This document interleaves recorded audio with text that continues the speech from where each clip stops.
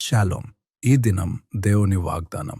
నీ ప్రక్కనను 1000 మంది పడినను, నీ కుడి ప్రక్కను 10,000 మంది కూలినను, అపాయము నీ యొద్దకు రాదు.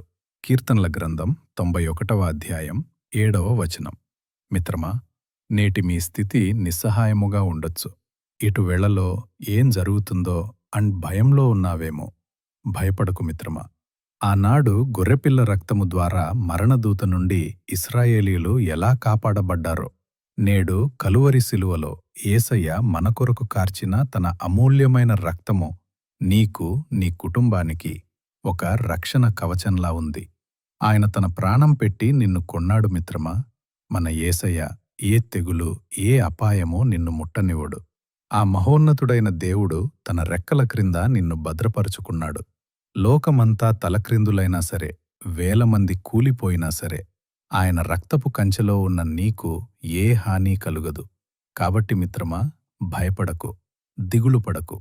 సింహాల బోనులో దానియేలును కాపాడిన దేవుడు, అగ్నిగుండంలో షద్రక్ మేషక్ అబేద్నెగోలను తాకిన దేవుడు, నేడు నిన్ను కూడా కంటికి రెప్పలా కాపాడుతాడు.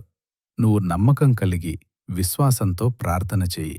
ఆయన నీకు ఆశ్రయదుర్గముగా ఉండి ప్రతి కీడు నుండి తప్పించి నిన్ను నడిపిస్తాడు.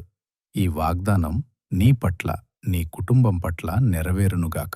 ఆమెన్. ఈ సందేశం మీ హృదయాన్ని బలపరిస్తే లైక్ చేయండి, షేర్ చేయండి, ఆమెన్ అని కామెంట్ చేయండి. మరిన్ని వాగ్దానాల కోసం మా ఛానల్ని సబ్స్క్రైబ్ చేయండి.